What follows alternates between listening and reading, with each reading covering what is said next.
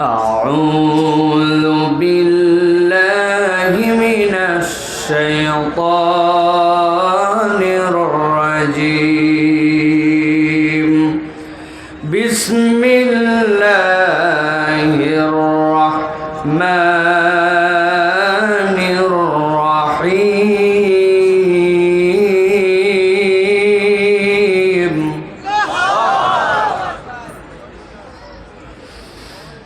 ما أصاب من مصيبة إلا بإذن الله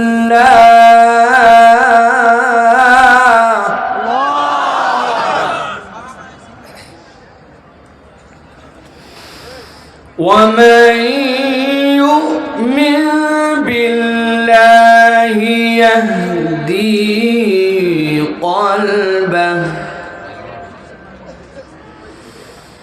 يهدي قلبه والله بكل شيء عليم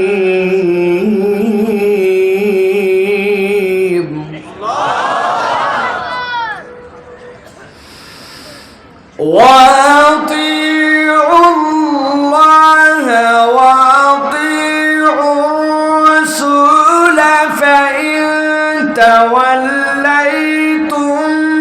فإنما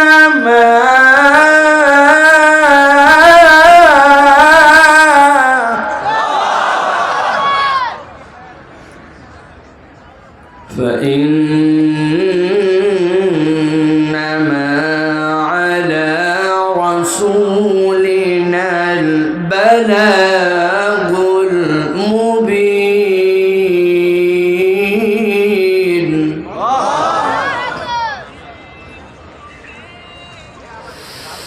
فإن توليتم فإنما على رسولنا البلاغ المبين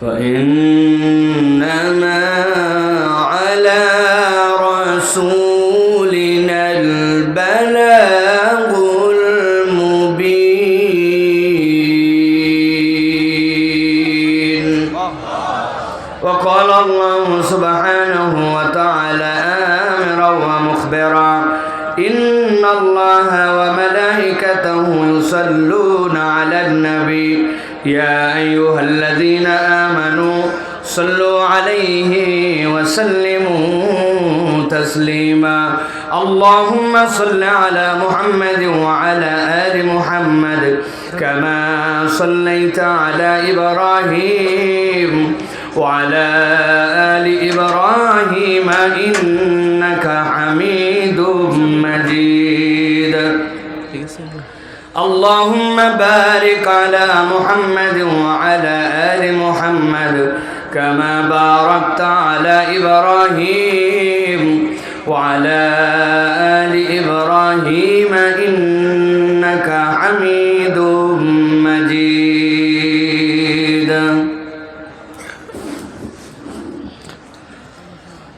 আলহামদুলিল্লাহ আল্লাহ রাব্বুল আলামিনের কাছে শুকরগুজার হচ্ছি যে আল্লাহ রাব্বুল আলামিন আমাদেরকে লক্ষ কোটি মানুষের মাঝ থেকে আলাদা করে দৌলতে ঈমান দান করে আল্লাহ রাব্বুল আলামিন আজকের এই মাদ্রাসাতুত তাকওয়া দারুল উলুম কওমিয়া এর উদ্যোগে 18 জন ছাত্রের পাগড়ি প্রদান তথা সমাবর্তনের আজকের এই বাৎসরিক তাফসীরুল কোরআন মাহফিলের শেষ অধিবেশনে আমাদেরকে ঢাকার সাভারে নবী টেক্সটাইল পূর্ব কলতাসুতি বড়ইবাড়ি বিকেএসপি আশুলিয়াতে আজকের এই মাহফিলে আমাদেরকে আসার বসার তৌফিক যোগ্যতা সুস্থতা পরিবেশ পরিস্থিতি দান করলেন সেই রব্বুল আলামিনের কাছে আমরা কৃতজ্ঞ হচ্ছি। আল্লাহ রাব্বুল আলামিনের শেখানো বাক্যে সকলে কালিমাতুশ শুকর আদায় করছি, সকলে পড়ছি আলহামদুলিল্লাহ। দরুদ এবং সালাম বর্ষিত হোক মানবতার মহান মুক্তির দূত আকায়ে নামদার তাজেদারে মদিনা আপনার আমার প্রিয় রাসূল জনাবে মুহাম্মদুর রাসূলুল্লাহ সাল্লাল্লাহু আলাইহি ওয়াসাল্লামের প্রতি। আজকের এই মোবারক মজলিসের আমার সাভারের মুসলমানরা কেমন আছেন ভাই? সবাই ভালো আছেন আপনারা? নাকি যারা বসে আছেন আর জায়গা পায় নাই, যারা দাঁড়ায় আছে, আপনারা ভালো আছেন, এরা খারাপ আছে? এরা খারাপ আছে? প্রিয় ভাইয়েরা, যাদের সুযোগ আছে, আমরা এই মাহফিল, এই মজমাটা সুন্দর করার জন্য যদি আমরা চেষ্টা করি, ভেরি সিম্পল। আমি জানি আমার ভাইরা ভেতরে যারা বসছেন তাদের দিলগুলা কেটে দেখানো যাবে না, কিন্তু বিশাল বড় বড় দিলের মালিক ইনশাআল্লাহ, ঠিক না ভাই?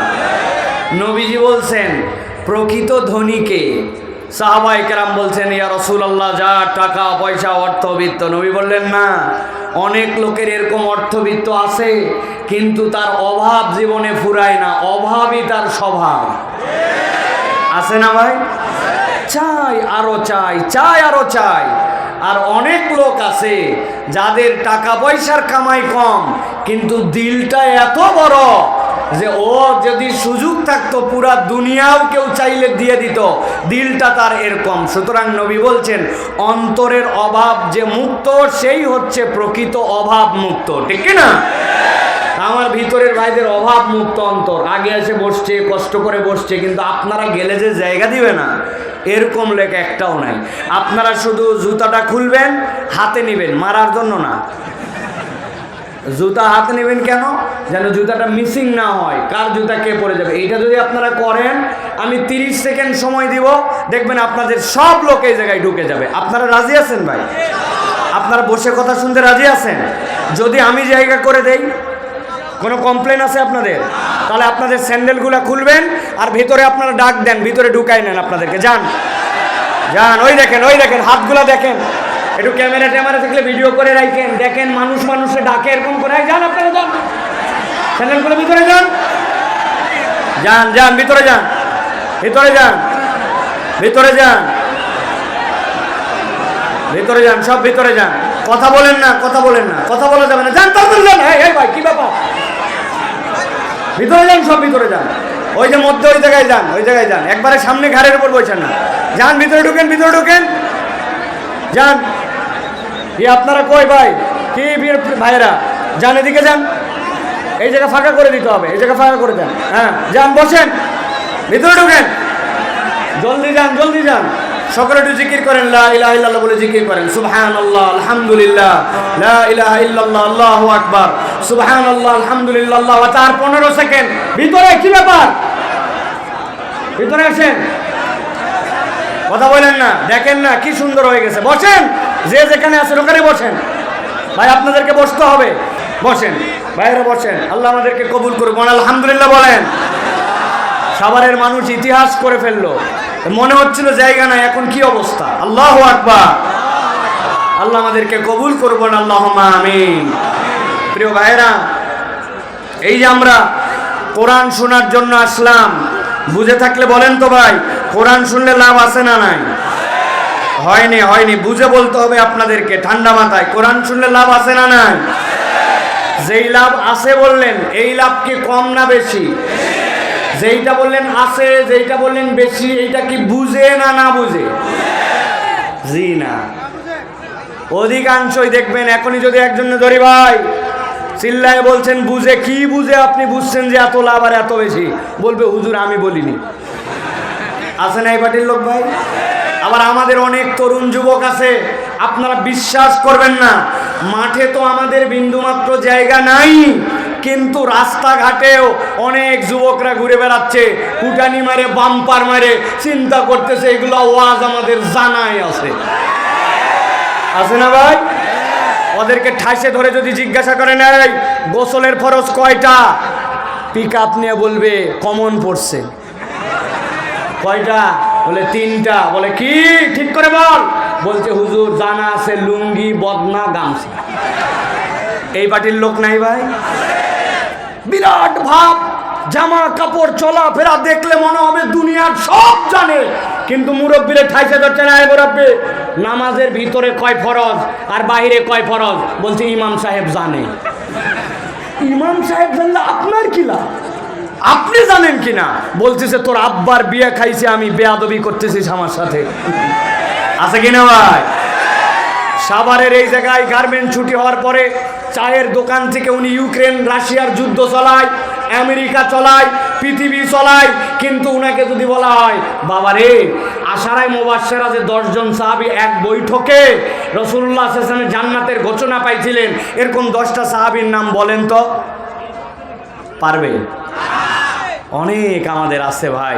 সুতরাং আমাদের দ্বীন ইসলামের ব্যাপারে জানার আগ্রহ আপনাদের কেন নাই এইটা আমি বুঝি না। আমাদের যুবকরা তরুণরা প্রত্যেক দিন তো এই মাহফিলের আয়োজন হয় না ভাই, বছরে একদিন হয়। আর তুমি রাস্তাঘাটে ঘোরো, তুমি কোরআনের এইটুকুকে মর্যাদা দাও না। তুমি সন্ধ্যার থেকে পাঁপড় খাইলে, সন্ধ্যার থেকে তুমি 12 ভাজা খাইলে, জিলাপি খাইলে, এখন পর্যন্ত যেই ওসিলায় দোকান আসলো ওই ওসিলায় তুমি এখন পর্যন্ত হাজির হলে না, আল্লাহর কাছে তুমি জবাব দিবে কি? যুবকরা আমাদেরকে মাঝে মাঝে ওয়াজ করে ভাই, একটা ওয়াজ আমাদেরকে যুবকরা করে, আমি করব? বলে হুজুর এত দূরে দূরে মাইক দিছেন, প্যান্ডেলে এসে ওয়াজ শোনা লাগবে, আর কি এমন কারণ আছে? দূর থেকে তো আমি শুনতেছি। আছে না ভাই? ওয়াজটা ভালো না ভাই? ভালো, ওয়াজ ভালো, কিন্তু দেখেন এই ভালোর সাথে আমার যুক্তির সাথে আপনার যুক্তি মেলে কিনা। এই যে মোবাইল, এই মোবাইলে আমরা দুইভাবে ইন্টারনেট ব্যবহার করি। কয়ভাবে? একটা হচ্ছে ওয়াইফাই ডাটা, আর একটা হচ্ছে সেলফ ডাটা। কি ডাটা? ওই যে ওই মুরব্বি দাড়ি পাকা হ করতেছে, উনার কি এই ফোন? যুবকরা বলো ডাটা কয় ধরনের? একটা ওয়াইফাই আর একটা সেলফ ডাটা। এখন আপনার বাড়িতে একটা ওয়াইফাই রাউটার আছে, ওই রাউটারের পাসওয়ার্ড আপনার জানা আছে, আপনার মোবাইল যেটা ওই মোবাইলের সাথে ওটার কানেকশন করা আছে, কিন্তু আপনি আপনার বাড়ির থেকে যে গার্মেন্টসে যে প্রতিষ্ঠানে যে জায়গায় জব করেন ওইটার দূরত্ব হচ্ছে আধা কিলোমিটার, ওটার দূরত্ব হচ্ছে 1 কিলোমিটার। আপনি 1 কিলোমিটার দূরে গেছেন, বুঝে থাকলে বলবেন যে আপনার রাউটারের রেঞ্জ হচ্ছে 200 মিটার, 250 মিটার, 500 মিটার। 1 কিলোমিটার দূরে আপনার রাউটারের পাসওয়ার্ড টাসওয়ার্ড সব জানা থাকলেও আপনার মোবাইলে কি রাউটার থেকে কানেকশন পাবে? যারা বললেন না তাদেরগুলো পাবে? পাবে? প্রিয় ভাইয়েরা ভালো করে বোঝেন, আপনি ওয়াজ শোনেন, আপনি ইউটিউবে ওয়াজ শোনেন, আপনি দিনের কথা দূর থেকে শোনেন, সবগুলাই শুনতে পারেন, কিন্তু যখন যেখানে মজমা কায়েম হয়, মাজালিসুজ জিকির হয়, ওই মাহফিলের মজমাটুকু, ওই প্যান্ডেলটুকু, ওই এলাকাটুকু আল্লাহ রাব্বুল আলামিনের রহমতের ওয়াইফাই জোন। আল্লাহ একদল ফেরেশতা পাঠান, ওই ফেরেশতারা মজমায় যারা হাজির হয় আল্লাহর কাছে তাদের জন্য ক্ষমা চায়। অতএব আপনি যেরকম ওয়াইফাইয়ের নেটওয়ার্কের বাইরে থাকলে কানেকশন পাবেন না, ওয়াজ শুনতে পারেন, কিন্তু এইখানে না আসলে আল্লাহ রাব্বুল আলামিনের মাজালিসুজ জিকিরে সরাসরি শরীক হওয়ার এবং আল্লাহর ফেরেশতাদের দোয়া আপনার কপালে জুটবে না। কথা ক্লিয়ার? আর কোনোদিন বুঝানো লাগবে এটা? কিন্তু প্রিয় ভাইরা, এই কোরআন শুনতে আসলে আমাদের জন্য কিছু লাভ আছে, ঠিক কিনা? কিন্তু আমরা জানি না। আজকে একটু জানার চেষ্টা করি, দেখেন তো আল্লাহ কি বলছেন। আল্লাহ রাব্বুল আলামিন বলছেন, ইয়া আইয়ুহান নাস قد جاءتكم موعظة من ربكم وشفاء لما في الصدور।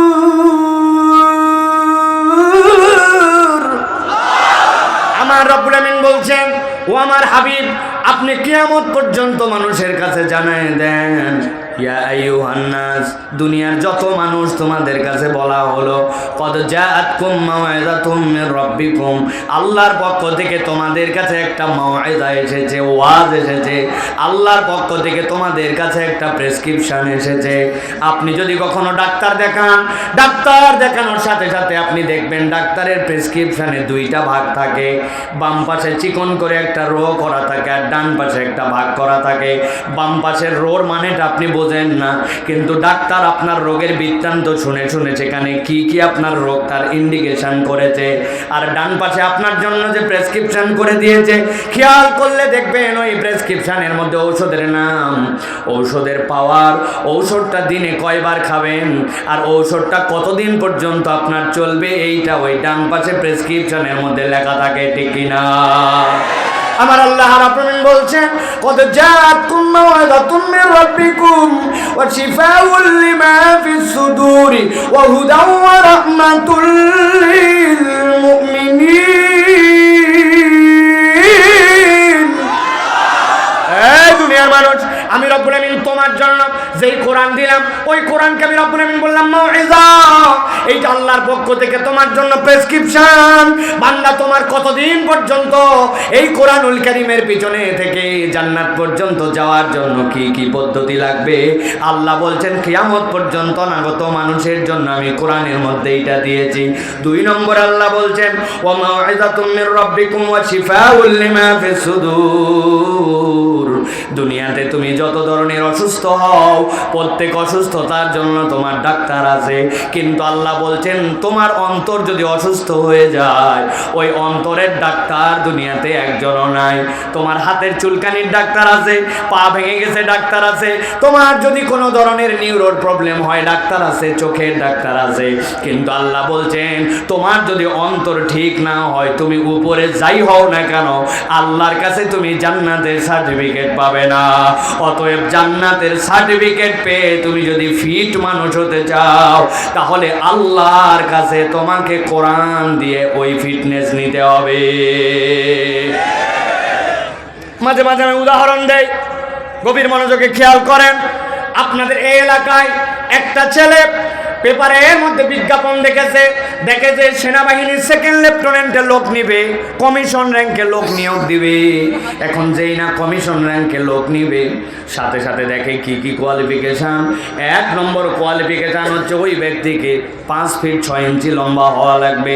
2 নম্বর তার যোগ্যতা এসএসসি এবং এইচএসসিতে কমসে কম 2nd ডিভিশন পাওয়া লাগবে।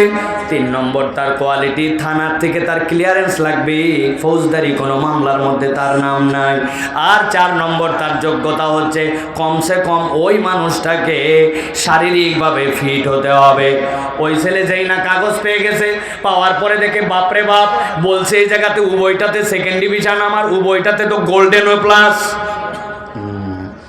সাথে সাথে এরপরে বলছে যে 2 নম্বরে কি, 2 নম্বরে তার জন্য যোগ্যতা চাইছে 5 ফিট 6 ইঞ্চি লম্বা হওয়া লাগবে। এই বেটা 6 ফিট, থানা ক্লিয়ারেন্স, তার বাপ দাদার জন্মে কারো থানায় তার নামে বিচার নাই।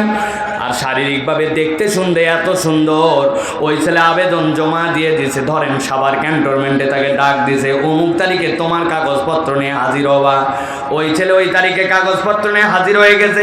হাজির হওয়ার পরে এখন যেই লোক তার পরীক্ষা করবে প্রথমে বলছে তোমার সার্টিফিকেট দেখাও। সার্টিফিকেট দেখে বাপরে বাপ, চাইছিলাম 2nd ডিভিশন, এই বেটা 2টাতেই 1st ডিভিশন। সার্টিফিকেট ওকে, এবার থানার ক্লিয়ারেন্স দেখাও। থানার কাগজ যেই না চাইছে, থানাতে দেখে থানা তাকে বলছে বাপ দাদার জন্মে তার কোনো ফৌজদারি মামলা নাই, ক্লিয়ার। এবার বলছে বেটা যাওয়ার পরে হাইট মাপ দে।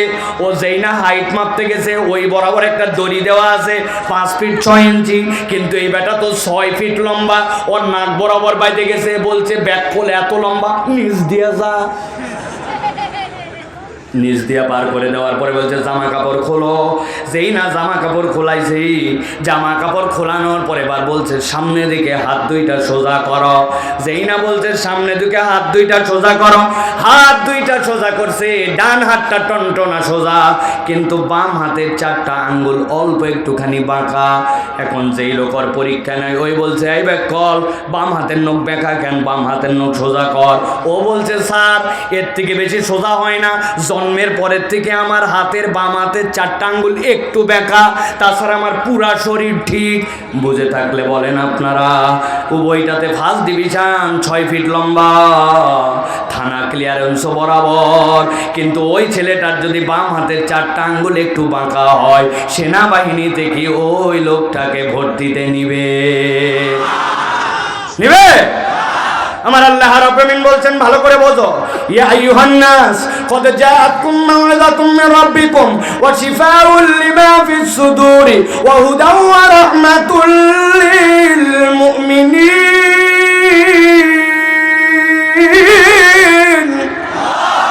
এই দুনিয়ার মানুষ, আমি রব্বুল আমিন বললাম নবী আপনি জানাই দেন ইজা সলুহাত সলুহাল জাসাদু কুল্লু ওয়া ইজা ফাসাদাত ফাসাদাল জাসাদু কুল্লু।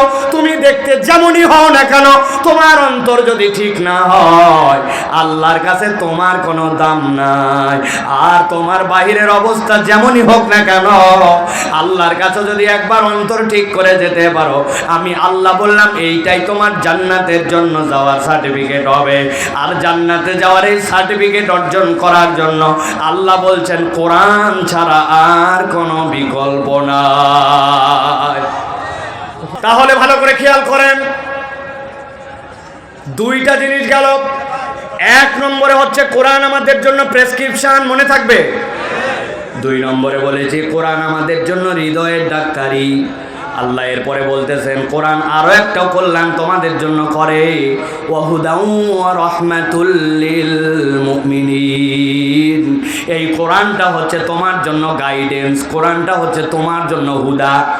এখানে হুদা শব্দ শোনেন নাই, এরকম একজনও নাই, কিন্তু হুদা মানে কি হৃদয়ের মধ্যে আমরা ধারণ করি না। দুইটা উদাহরণ দিব, সারা জীবন হৃদয়ের মধ্যে ঢুকায় রাখবেন। কোরআন আপনাকে কি করতে পারে আপনি তাহলে বুঝতে পারবেন।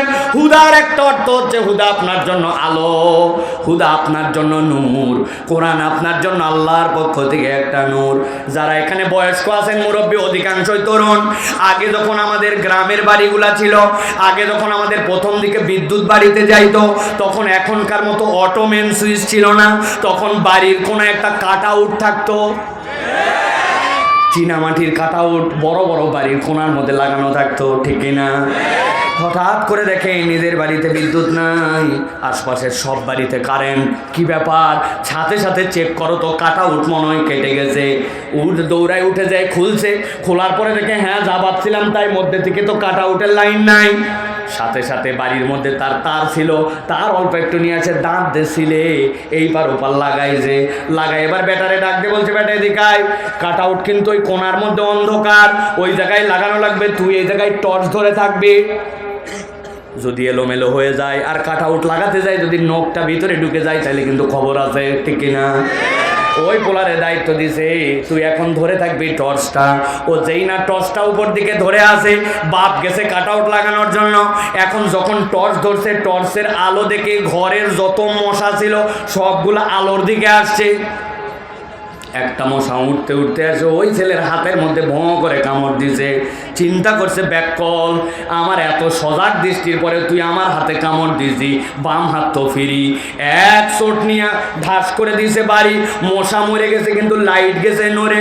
বাপ গেছে কাট আউট লাগাতে, বাপ তো চিল্লায় উঠছে, এই ব্যাককল, তোকে বলছি টর্চ ধরে রাখতে সোজা, তুই নড়াস কেন? কয় আব্বা মশা। ওই বেয়াদব এক মশা কামড় দিলে তোর এমন কি হবে, কিন্তু আমার যদি নখের মধ্যে যায় কি বিপদ, কথা ঠিক কিনা? তার মানে দুনিয়াতে যে আলোগুলো আছে, আপনি যত ফুটানি করেন প্রত্যেকটা আলো পরনির্ভরশীল। আপনি যে আলো জ্বলাচ্ছেন এইটা বিদ্যুৎ বিভাগ থেকে এসেছে। বিদ্যুৎ বিভাগ কোনো না কোনোভাবে সেই কারেন্ট উৎপাদন করে। আলোর একটা নির্ভরশীলতা আছে। কিন্তু আল্লাহ রাব্বুল আমিন বলছেন এই কোরআন তোমার জন্য হুদা। তুমি যদি কখনো অপারেশন থিয়েটারে যাও, কানের ডাক্তার অথবা দাঁতের ডাক্তারের কাছে যাও, সার্জনদের কপালের মধ্যে এক ধরনের লাইট লাগানো থাকে, ধরা লাগে না। ডাক্তারের চোখ যেখানে, লাইট সেখানে, দেখছেন? আমার আল্লাহ বলছেন এই কোরআন হচ্ছে তোমার জন্য এমন হুদা। একবার যদি কোরআনের কাছে নিজেকে সমর্পণ করে দাও, এই কোরআন তোমাকে এমন আলো দেখাবে, ওই আলো জান্নাতে যাওয়ার আগ পর্যন্ত তোমার থেকে বিচ্যুত হবে না। আরেকটা উদাহরণ বলে রাখি, মনে রাখবেন এইটা। আপনি রওনা করেছেন সন্ধ্যা থেকে, আপনার বাড়ি উত্তরবঙ্গে, আপনার বাড়ি দক্ষিণবঙ্গে, রাস্তা দিয়ে আপনি চলতেছেন, খেয়াল করে দেখবেন কিছু দূর যাওয়ার পরে তিন কোনা সাইনবোর্ড, এরকম অ্যাঙ্গেল চিহ্ন দেওয়া আছে। তার মানে ড্রাইভারকে বোঝাচ্ছে রাস্তা আস্তে আস্তে করে বামে যাবে, আস্তে আস্তে করে ডানে যাবে। কিছু দূর যাওয়ার পরে ত্রিভুজ চিহ্নের মধ্যে উঁচু এরকম দেওয়া, সামনে আছে স্পিড ব্রেকার, সাবধানে চলাও, জোরে চলালে স্পিড ব্রেকারের সাথে ধাক্কা খাই নেমে যাবে, ঠিক না? এক লোক নাকি অ্যাক্সিডেন্ট করছে, করার পরে জিজ্ঞাসা করছে তো ট্রাক পানির মধ্যে গেল কেমনে? বলছে পানির মধ্যে গেছে, আমার কোনো দোষ নাই। আপনি আমাকে বলে দিয়েছেন তাড়াহুড়া করবি না, সবাইরে সাইড দিয়ে চলবে। প্রথমে সাইড দিছি টেম্পু, এরপরে সাইড দিছি মিনি বাস, তারপরে সাইড দিছি বড় বাস, এরপরে সাইড দিছি ব্রিজ। ব্যাকল ব্রিজ সাইড দিলি কেন? ওই চিহ্ন দেওয়া আছে সামনে সরু সেতু, সাবধানে চলেন। সামনের সরু সেতু, তাহলে সাইডে যাওয়া লাগবে না মধ্যে যাওয়া লাগবে? ও চিন্তা করছে সরু সেতু মানে সাইডে যাওয়া লাগবে। এখন ব্রিজকে যদি কেউ সাইড দেয় বাঁচার উপায় আছে। কিন্তু যেই চিহ্নগুলো দেওয়া থাকে, আপনি রাত্রেবেলা মোটরসাইকেলের হেডলাইট কেবল ফেলছেন, সাথে সাথে জ্বলে ওঠে, ঠিক না? বুঝে থাকলে বলো তো যুবক, ওর ভিতরে কি আলো ঢুকানো আছে? না, ওইটা একটা রিফ্লেক্টর স্টিকার। ওইটার মধ্যে যেই পথিকের প্রয়োজন পড়বে, যেই না মোটরসাইকেলের আলো পড়বে অথবা হেডলাইটের আলো পড়বে, রাস্তা তাকে ইন্ডিকেট করে দিবে, ডানে যাবে না বামে যাবে। আল্লাহ বলছেন, বান্দা একবার বুঝ কর, এই কোরআন তোর জন্য হুদা।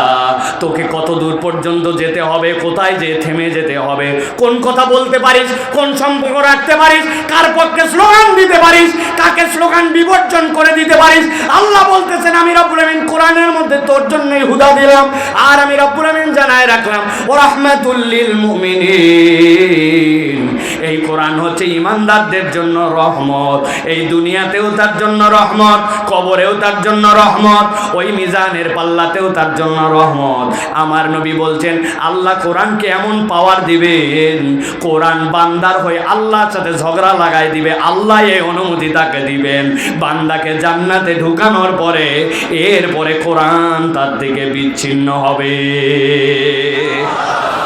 এবার তাহলে বুঝে থাকলে বলেন যে কোরআন শুনলে আমাদের লাভ আছে না নাই? কম না বেশি? বুঝে না না বুঝে? বুঝে। আল্লাহ রাব্বুল আমিন এইটুকু অন্তত বুঝ দিলেন যে আজকে আমরা যারা এখানে আসছি, এই কোরআন আমাদেরকে উপকার দিবে, এই কোরআন আমাদেরকে কল্যাণ দিবে, ঠিক কি না? প্রিয় ভাইরা, আমি চাইলে যে আপনাদের কোরআন আপনাকে কি বেনিফিট দিবে এইটার উপরে আমি কমসে কম 1-1.5 ঘন্টা আলহামদুলিল্লাহ আমার প্রস্তুতি আছে, আমি আপনাদের কাছে বলতে পারি। কিন্তু আজকে এই দীর্ঘ সময় এই কথা আমরা বলবো না। আমরা ভিন্ন একটা প্রসঙ্গে নির্ধারিত সময়ে আমরা কোরআনুল কারীম থেকে কিছু কথা শুনতে চাই। আল্লাহ রাব্বুল আমিন যেন আমাদেরকে যে কথা শুনলে, যে কথা আমাদের হৃদয়ের মধ্যে আল্লাহর পক্ষ থেকে দিলে আমাদের দুনিয়া আখিরাতে কল্যাণ হয়, এরকম কথা যেন আল্লাহ আমাদেরকে বোঝার বলার তৌফিক দান করেন। রব্বুল আলামিন আমাদেরকে একটা পরিবেশ দিয়েছেন। কিছুদিন আগেও আমাদের মাঝে এরকম পরিবেশ ছিল না, ঠিক কিনা ভাই? আল্লাহ রাব্বুল আমিন আমাদের যে পরিবেশ দিয়েছেন, এই পরিবেশকে আপনার আল্লাহ রাব্বুল আলামিনের পক্ষে, আল্লাহ রাব্বুল আমিনের কোরআনের পক্ষে আপনাকে কাজে লাগাতে হবে। শুধুমাত্র মাহফিলে আসলাম, রাজনৈতিক সমাবেশের মতো শুধুমাত্র গরম করলাম আর চলে গেলাম, এতে আমাদের দুনিয়া আখিরাতে কোনো বেনিফিট হবে না। এই জন্য প্রিয় ভাইয়েরা, কোরআনুল কারীমের আলোকে আমাদের জীবন গঠন করতে হবে। কোরআন থেকে আমাদের কিছু কথা বাড়িতে নিয়ে যেতে হবে। রাজি আছেন আপনারা? কারা কারা রাজি আছেন? 2 হাত একটু শক্ত করে উঠান, টান টান করে তোলেন একটু। আমার যুবকরা, হাত কি সোজা হয়েছে ভাই? হয় নাই, হয় নাই। ডানে বামে দেখে সোজা করেন। আচ্ছা, আরেকটা চান্স দেই, সকলে হাত নামান, হাত নামান, একসাথে সকলে উঠাবেন হাত। আল্লাহু আকবার। তুলছেন সবাই? হ্যাঁ, হাত শক্ত করেন, সোজা করেন। এবার পিছন দিকে একটু টানা দেন, ডানে বামে একটু নড়াচড়া দেন, ডানে বামে নড়াচড়া দেন। এবার হাতটা এরকম করে ধরেন, এই এরকম করে ধরেন, ধরে এবার ডানে বামে তাকায় দেখেন কারা কারা হাতটা ধরতে পারে নাই। এগুলো চেহারা একটু চিনে নেন। মুরব্বী না হলে তাদেরকে একটু চিনে নেন, আর মুরব্বী হলে সব মা। হাত সোজা করছেন, পিছনে টান দেন, এবার দিচ্ছেন। এবার হাতটা এরকম করেন, এরকম এরকম, হ্যাঁ হাত এরকম করেন, করছেন না? মাশাআল্লাহ। এবার পিছনে নেন, পিছনে। এবার আবার একবার একসাথে হাত তোলেন, আল্লাহু আকবার। ওয়াজ ছেড়ে চলে যাবো তুমি।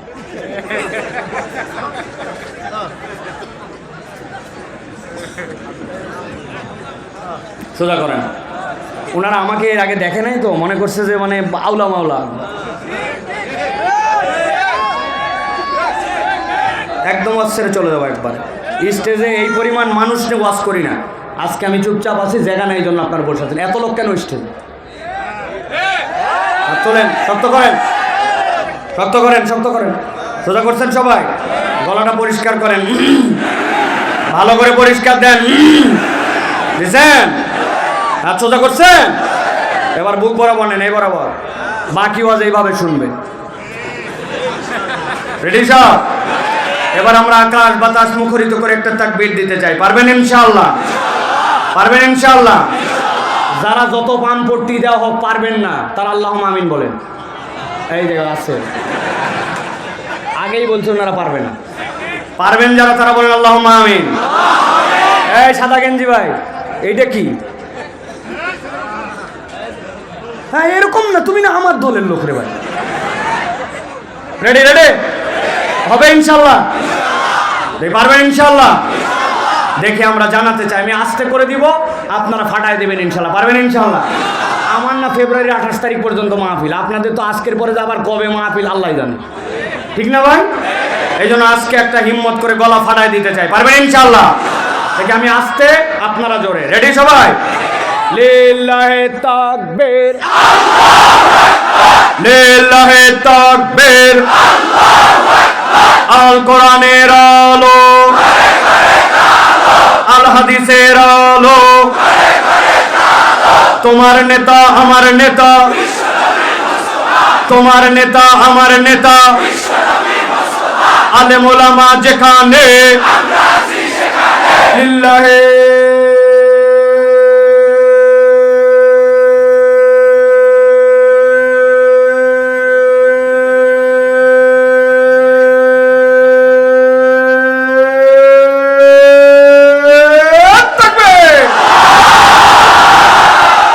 আলহামদুলিল্লাহ বলেন। শয়তান আছে আর চন্দ্রাপার, ঠিক কিনা? কারণ আল্লাহু আকবারের স্লোগান শয়তান পছন্দ করে না। আল্লাহু আকবারের স্লোগান দিলে শয়তান হাওয়া মারতে মারতে বিদায় হয়। দুনিয়াতেও অনেকে আল্লাহু আকবারের স্লোগান পছন্দ করতে পারে না। সব দলের স্লোগানে আল্লাহু আকবার নাই।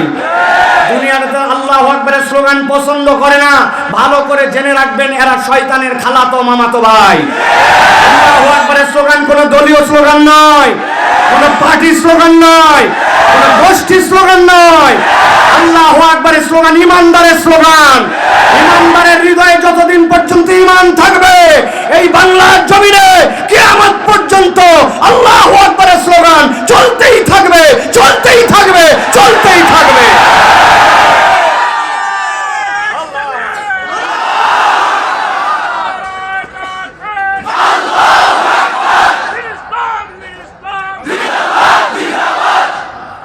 আলহামদুলিল্লাহ বলেন। অলসতা গেছে না ভাই? অনেকে মনে করছিল যাই কি বাড়ি, যাই কি না, আর সেইগুলা যাতে যাবে না অন্তত পক্ষে আধা ঘন্টা, ঠিক কিনা? প্রিয় ভাইয়েরা, আজকে জুমার রাত, আমরা দীর্ঘ সময় কথা বলবো না।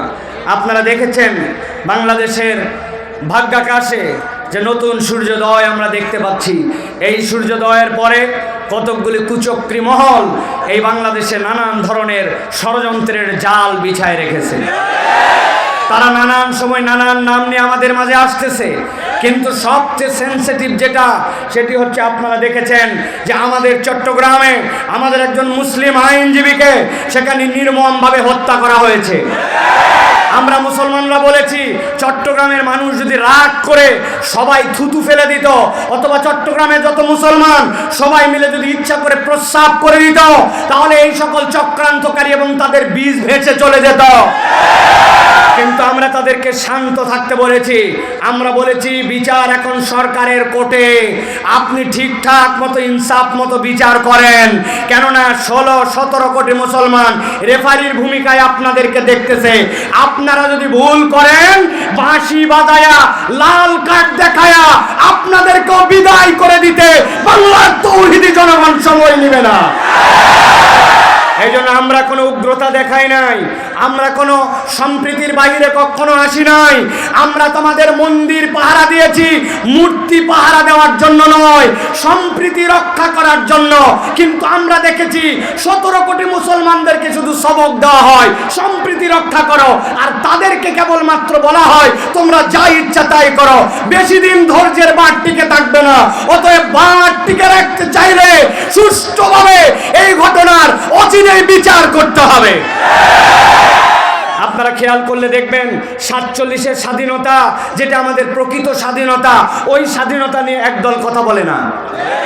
বাংলাদেশে আজকে আপনার একটু জমি আছে, আপনি জমিদারিতে আপনার জমিতে আপনার রেজিস্ট্রি হয়। আপনি কি জানেন ওই 47-এর স্বাধীনতার আগে এই বাংলাদেশে শেরেবাংলা একে ফজলুল হক অবিভক্ত বাংলার যখন তিনি প্রধানমন্ত্রী ছিলেন, জমিদারি প্রথা তিনি প্রথম বিলুপ্ত করে আপনার আমার ওই দাদাদের আর এই আমাদের দুই পারের মানুষেরই জমির মধ্যে আমাদের নামটা লিখেছিলেন ওই শেরেবাংলা একে ফজলুল হক। উনি চেয়েছিলেন উভয় বাংলা মিলায় একটা বাংলা হোক। এই জন্য হোসেন শহীদ সোহরাওয়ার্দীর সাথে তার অনেক ধরনের দূরত্ব ছিল, কেননা তিনি মুসলিম লীগ করতেন না। কিন্তু পরবর্তীতে যখন দেখেছেন দাদা বাবুদের হেডাম বেশি, ওরা মুসলমানদেরকে গোনে না, তাদের মধ্যে এক ধরনের বুর্জোয়া এবং তাদের মধ্যে এক ধরনের এলিট ভাব আছে, তখন তিনি নিজের অস্তিত্ব নিজের হেডাম সব কমায় দিয়ে হোসেন শহীদ সোহরাওয়ার্দীর সাথে এক হয়ে 47-এর 14 আগস্ট এই মানচিত্র যেটি দ্বিজাতি তত্ত্বের ভিত্তিতে গঠিত হয়েছিল, সেই মানচিত্রের আলোকে 71 সালের স্বাধীনতা পেয়েছি। সেই মানচিত্রের আলোকে আমরা ফ্যাসিস্টদেরকে সরাই দিয়ে এখন আমরা একটা অভ্যুত্থান করেছি। সুতরাং যারা 47-এর মানচিত্রকে অস্বীকার করতে চায়, তারাই প্রকৃতার্থে এদেশের মধ্যে অন্যায় অনাচার করতে চায়, অপর রাষ্ট্রের ইন্ধনে তারাই এদেশকে অশান্ত করতে চায়, ঠিক না? অতএব চিনে নিতে হবে কে আপনার বন্ধু আর কে আপনার দুশমন। কিচ্ছু জানে না, ইতিহাস সম্পর্কে কোনো ধারণা নাই। তরুণ, এই দেশের ভবিষ্যৎ তোমার আমার হাতে, কেননা মুরব্বীদের বয়স হয়েছে। এখন আমরা যদি আমাদের দেশের পক্ষে না থাকি, আমরা যদি আমাদের দেশের পক্ষে কথা না বলি, তাহলে নিশ্চয় বিপদ কত বড় হবে সেটা আমরা কল্পনাও করতে পারবো না। আপনারা দেখেছেন, গতকালকেও আপনারা দেখেছেন সার্জিস এবং আমাদের প্রিয় হাসানাতকে তাদেরকে বারবার গাড়ি চাপা দিয়ে হত্যা করার চেষ্টা করা হয়েছে। আপনারা জানলে অবাক হবেন, পৃথিবীতে 3 দেশের গোয়েন্দা, একটা হচ্ছে আমেরিকান গোয়েন্দা। তারা যখন কাউকে টার্গেট করে তখন তাদের টার্গেটের পদ্ধতি হচ্ছে শ্যুট করা। শ্যুট করা মানে কি? কিল করে দেওয়া। তাদেরকে এমন জায়গা থেকে তারা তাক করে, স্নাইপার, আপনি কল্পনাও নিতে পারবেন না, তাদেরকে শ্যুট করে শেষ করে ফেলে।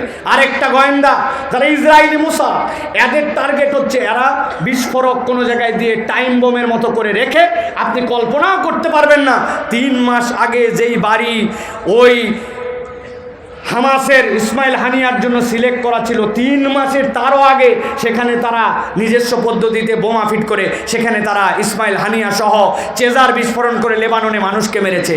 আর একটা নাম নিচ্ছি না, আরেকটা গোয়েন্দা সংস্থা আছে যারা স্যাবলা, ওরা এইগুলা করে না, কিন্তু ওরা গাড়ি চাপা দিয়া গাড়ি অ্যাক্সিডেন্ট করায়া বহু মানুষকে দুনিয়ার থেকে বিদায় করছে। এটা তাদের টার্গেট কিলিংয়ের অংশ।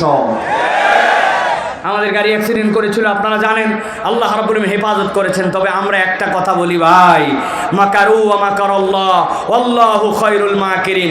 তুমিও কৌশল করো, আল্লাহও কৌশল করেন। আল্লাহ যদি চান তাহলে কখনো আল্লাহর কৌশলের উপরে কারো কৌশল বিজয়ী হবে না। মুসলমানরাই শেষ হাসি ইনশাআল্লাহ হাসবে, ঠিক কি না?